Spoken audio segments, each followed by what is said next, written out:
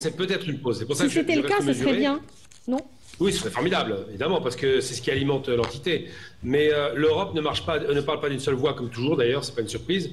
Et je ne crois pas une seconde que des pays européens majeurs, je parle de l'Allemagne, de la France évidemment, l'Angleterre, ça commence à être un peu tangent, mais je ne crois pas que la plupart des pays soient d'accord. Et surtout, il faut savoir que c'est une décision qui se prend à l'unanimité. Ils ne vont pas faire ça comme ça. Donc, pour que le balancier aille du bon côté, du côté donc belge, du côté évidemment irlandais, traditionnellement anticolonialiste, du côté slovène ou des pays comme ceux-là qui sont beaucoup plus en rupture, pour qu'on arrive à ce que cette majorité soit dégagée, qu'il y ait effectivement une suspension de l'accord, de l'eau et du sang va couler sous les ponts.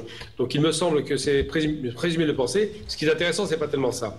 Ce qui est intéressant, c'est le fait que des pays européens, pour la première fois depuis très longtemps d'ailleurs, ont pris fait et cause pour le peuple palestinien. Je ne parle pas des peuples européens qui sont tous en général acquis à la cause, je parle vraiment des États.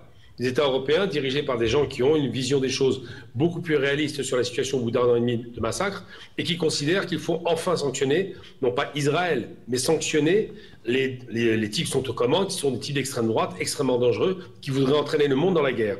Donc ces gens-là ont pris conscience de cela. Il y a une conscience à la fois des meurtres de masse perpétrés par ce génocidaire, Netanyahou, mais surtout le fait qu'il soit poursuivi par des cours internationales de justice, qui n'est pas rien, hein, et le fait qu'il ne pense qu'à lui-même, c'est-à-dire qu'il n'écoute personne, même pas